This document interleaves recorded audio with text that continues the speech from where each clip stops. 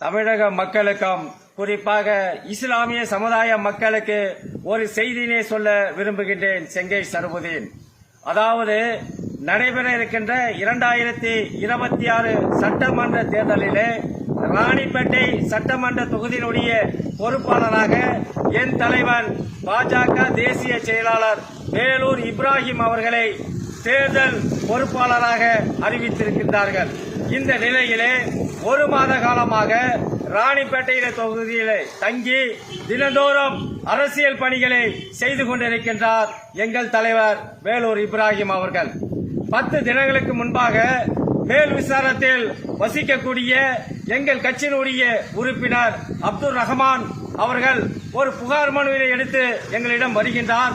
அந்த புகார் மனு என்னவென்றால், அவர் பூர்வீகமாக குடியிருக்கக்கூடிய நிலத்தை ஒரு இஸ்லாமிய தொழிலதிபர், நன்றாக கேளுங்கள், ஒரு இஸ்லாமிய தொழிலதிபர் ஒரு ஏழை இஸ்லாமியனுடைய இடத்தை ஆக்கிரமிப்பு செய்து வைத்திருக்கிறார்.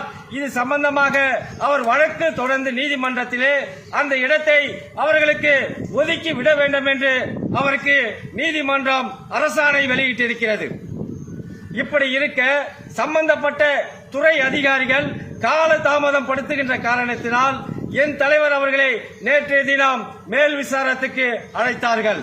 நாங்களும் சென்று ஆக்கிரமிப்பு செய்யப்பட்ட இடத்தை பார்வையிட்டு விட்டு அந்த பகுதியினுடைய கிராம நிர்வாக அலுவலர், அதாவது விஓ அவர்களை சந்திப்பதற்காக அவர்களுடைய அலுவலகத்திற்கு சென்ற போது அவர்கள் காலதாமதமாகும் நான் வருவதற்கு என்று சொன்னார்கள்.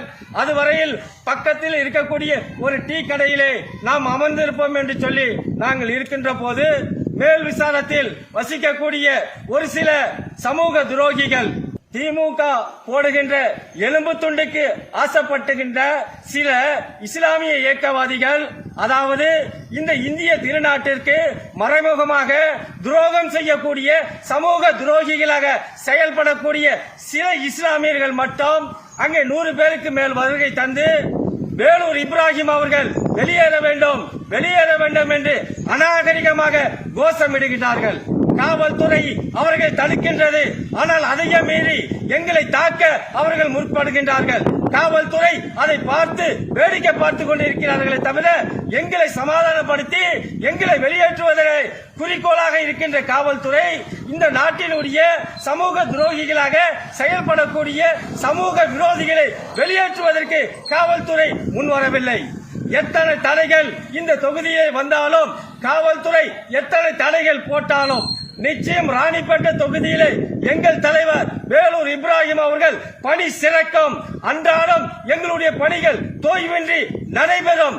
எந்த அச்சுறுத்தலுக்கும், எந்த பயமுறுத்தலுக்கும், எந்த மிரட்டலுக்கும் அஞ்சக்கூடியவர் என் தலைவன் வேலூர் இப்ராஹிம் அல்ல என்பதை காவல்துறையும் தமிழக அரசும் இந்த நாட்டிற்கு எதிராக செயல்படக்கூடிய ஒரு சில இஸ்லாமிய பயங்கரவாதிகளும் புரிந்து கொள்ள வேண்டும் என்று செங்கை சரபுதீன் எச்சரிக்கையோடு தெரிவித்துக் கொள்கின்றேன்.